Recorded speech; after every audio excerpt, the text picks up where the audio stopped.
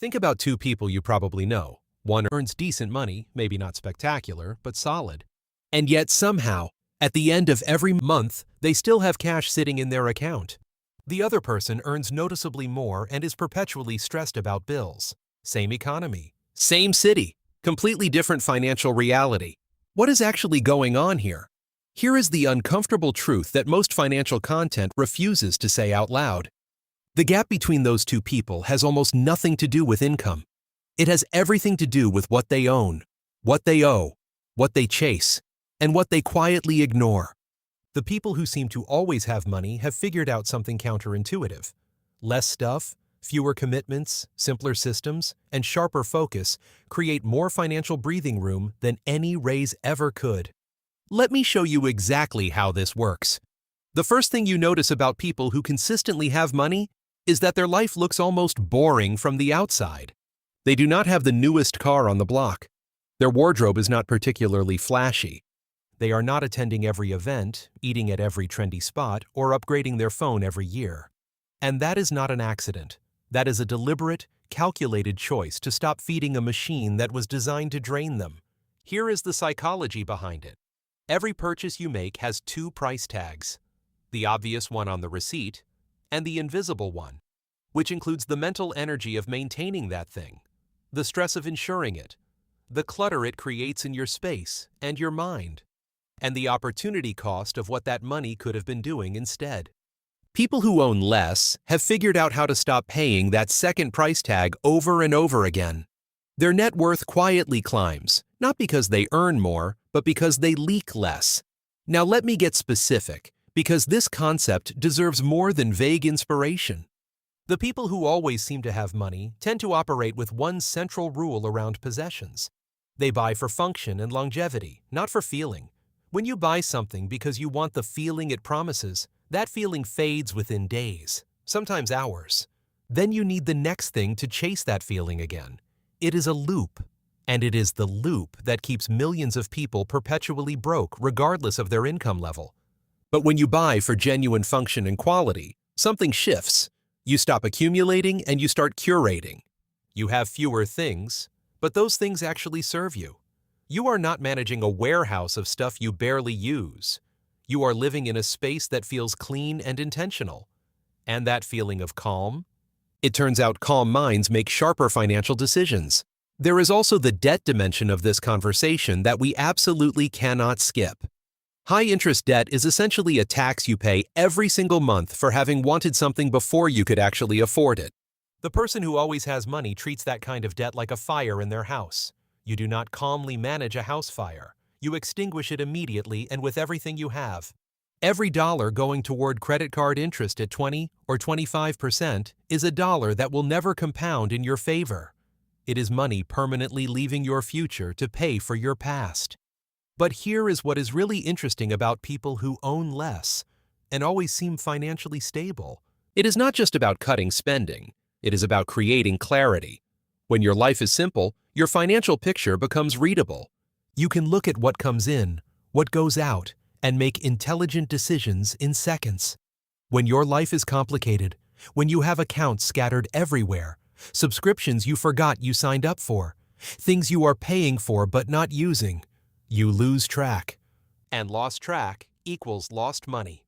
Every single time. This brings me to something I want to share with you right in the middle of this video. Because if what you just heard is resonating, it means you are already thinking differently about money than most people around you. That kind of thinking, when properly structured and guided, is exactly what leads to financial freedom.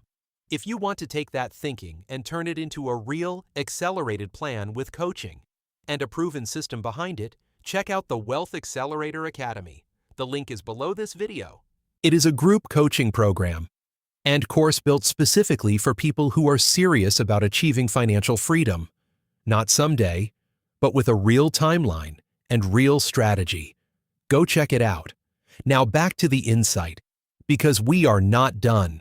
There is a social dimension to this whole pattern that almost nobody talks about. The people who always have money are quietly managing their social energy differently. Every social commitment carries a financial cost. Drinks here, dinner there, tickets to something else. None of it is evil on its own. But when you say yes to everything because you cannot tolerate disappointing people, your social calendar becomes a budget leak. The people who own less and have more money have learned to say no graciously and without guilt. They choose depth over volume in their relationships. They have a few people who genuinely matter and they invest there. That is not antisocial. That is intentional. There is also the information angle. We live in an environment that is specifically engineered to make you feel inadequate and then sell you the solution. Scroll through any social platform for 10 minutes and count how many times something is subtly signaling that your current life is not enough.